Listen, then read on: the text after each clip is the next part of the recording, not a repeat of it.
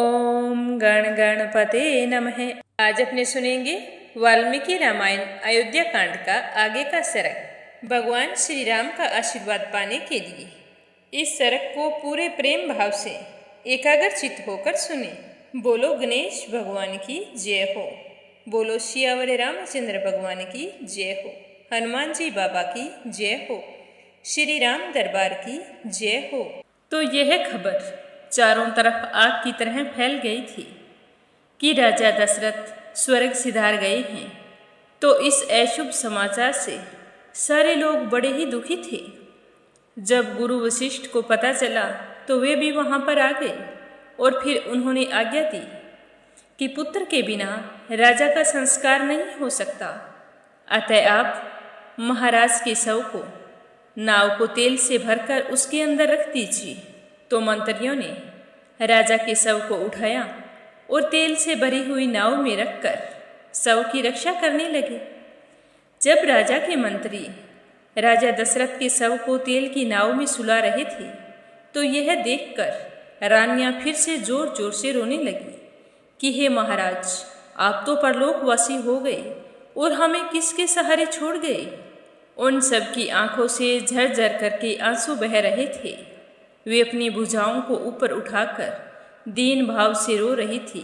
शोक से संतप्त होकर बड़ा ही दयनीय विलाप कर रही थी।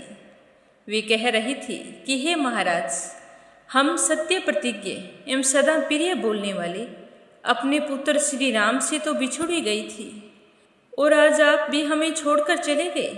हम किसके सहारे रहेंगे और किस तरह अपना जीवन यापन करेंगे। हमारे जीने का तो कोई सहारा नहीं बचा है। हे महाराज, श्री राम से बिछुड़कर हम सारी विधवाएं इस दुष्ट विचार वाली कैकेयी के साथ कैसे रह पाएंगी। क्या ये हमें यहाँ पर रहने देगी? जो आपके साथ साथ हमारी भी रक्षा करते थे, हमारे लिए तो प्रभु समान थे।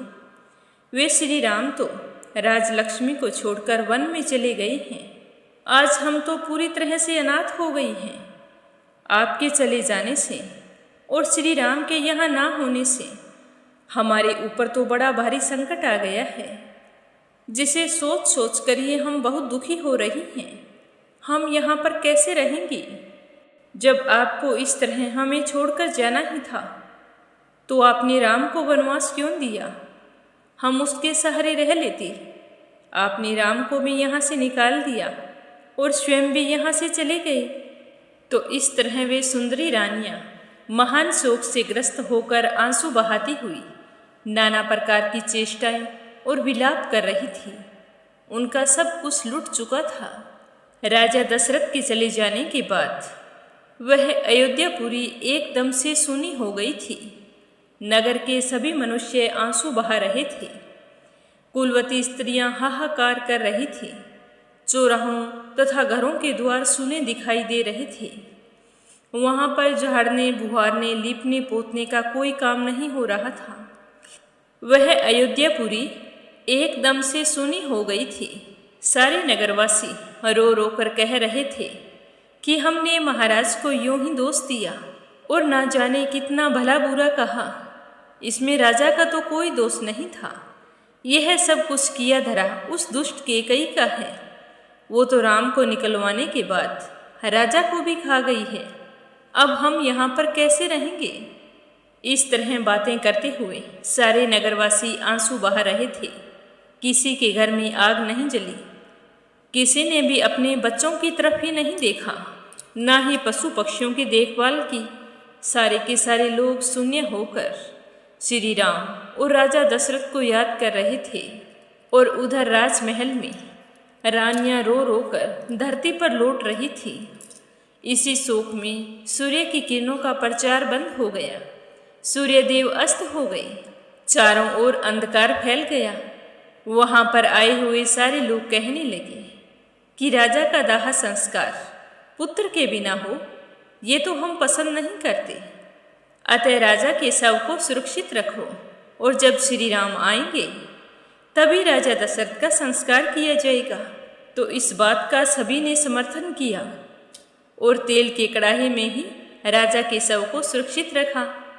जिस तरह सूर्य के बिना प्रभाहीन आकाश होता है और नक्षत्रों के बिना शोभाहीन रात्रि होती है, उसी तरह अयोध्यापुरी राजा दशरथ के बिना श्रीहीन प्रतीत हो रही थी।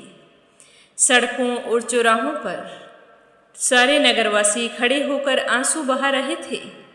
सभी के गले रुंधे हुए थे, वो किसी से कुछ भी नहीं बोल पा रहे थे। फिर झुंड के झुंड वहां पर इकट्ठे होकर भरत की माता कैकेयी की निंदा करने लगे कि यह सब कुछ दुष्ट कैकेयी की वजह से हुआ है। काश अगर हम श्री राम को रोक पाते तो यह अनर्थ कभी नहीं होता। बेचारे महाराज कितने दुखी होकर स्वर्ग को चले गए हैं। अभी तो उनके सुख भोगने के दिन आए थे। कितने खुश थे वो कि राम को राजा बनाएंगे और स्वयं अपने सुखद के पलों को जिएंगे। इस दुष्ट कैकेयी ने बीच में पड़कर सबका सर्वनाश कर दिया। अब इस अयोध्यापुरी में कभी कोई खुशी नहीं आएगी, क्योंकि जहाँ राम और राजा दशरथ नहीं है वहाँ कोई कैसे खुश रह सकता है। किसी को कोई शांति नहीं मिलेगी। आज केवल खुश हैं तो सिर्फ कैकेयी। उसके मन की सारी बातें पूरी हो चुकी हैं। उसे तो घी के दीपक जलाने चाहिए। किसी की भी आंखों में नींद नहीं थी।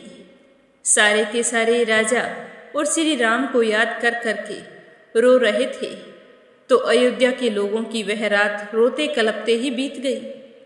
उनमें खुशी का कोई नाम नहीं था। आंसुओं से सब लोगों के कंठ भरे हुए थे। दुख के कारण वह रात सबको बड़ी ही लंबी प्रतीत हुई। जब रात बीत गई और सूर्य उदय हुआ, तब राज्य का प्रबंध करने वाले ब्राह्मण लोग दरबार में एकत्रित हो गए। मार्कंडेय, मोधल्य, वामदेव, कश्यप, कात्यायन, गौतम और महायशस्वी जाबाली, ये सभी ब्राह्मण श्रेष्ठ राजपुरोहित वशिष्ठ जी के सामने बैठकर मंत्रियों के साथ अपनी अलग अलग राय देने लगे। वे कहने लगे कि पुत्र शोक से महाराज के स्वर्गवासी होने के कारण यह रात बड़े दुख से बीती है, जो हमारे लिए 100 वर्षों के समान प्रतीत हुई है। बेचारे राजा दशरथ कितने दुखी हुए। दुष्ट कैकेयी के आगे उनकी एक भी नहीं चली और उनके कहने पर श्री राम को वनवास देना पड़ा। और आज श्री राम वन में रह रहे हैं और लक्ष्मण भी श्री राम के साथ चले गए हैं। अब शत्रुघ्न और भरत 2 पीछे बचे हैं, जो अपने नाना के घर में निवास करते हैं। तो ऐसे में राजा का दाह संस्कार कैसे होगा? और आज ही इन चारों में से किसी एक को यहाँ का राजा नहीं बनाया गया तो इस राज्य का नाश हो जाएगा। क्योंकि जब दुश्मनों को पता चल जाता है कि राजा की मृत्यु हो चुकी है और पीछे से किसी को राजा घोषित नहीं किया है, तो वो उसी समय उस राजा का अनर्थ करने में जुट जाते हैं।